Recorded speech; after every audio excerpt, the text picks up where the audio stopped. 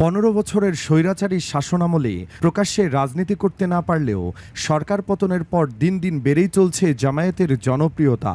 বিশেষ করে সাম্প্রতিক ডাকসু নির্বাচনে শিবিরের অভূতপূর্ব সাফল্য প্রভাব ফেলেছে জাতীয় রাজনীতিতেও।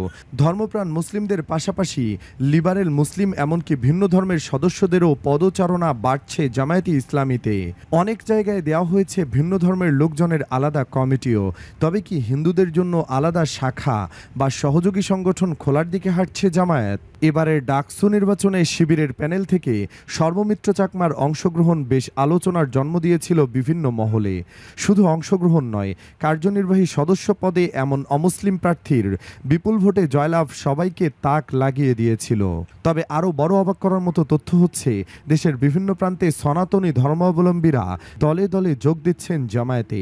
সম্প্রতি চাঁপাইনবাবগঞ্জে 25 জন সনাতনী ধর্মাবলম্বী জামায়াতে ইসলামীতে যোগদান করেছেন। এর আগে পিরোজপুরের 29 জন হিন্দু যোগ দিয়েছিল জামায়াতে। আল্লামা দেলোয়ার হোসেন সাঈদের পুত্র মাসুদ সাঈদের আহ্বানে পিরোজপুরের ইন্দুরকানীতে আরও 10 জন হিন্দু জামায়াতের সদস্য ফরম পূরণ করেন।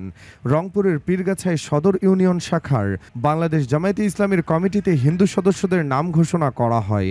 এতে মির্জাপুর ডিগ্রি কলেজের সহকারী অধ্যাপক ভবেশচন্দ্র বর্মন সভাপতি ও ঔষধ ব্যবসায়ী বিজনচন্দ্র দাস সাধারণ সম্পাদক নির্বাচিত হয়েছেন। বিশ্লেষণে উঠে আসছে, ধর্মভিত্তিক রাজনৈতিক দলে ভিন্ন ধর্মীদের অংশগ্রহণ বেশ স্বাভাবিক একটি প্রক্রিয়া। বিশ্বের অনেক দেশেই এর প্রচলন দেখা যায়। জামায়াতে ইসলামীর পাকিস্তান শাখায় খ্রিস্টান কমিউনিটি উইং নামে সহযোগী সংগঠন রয়েছে।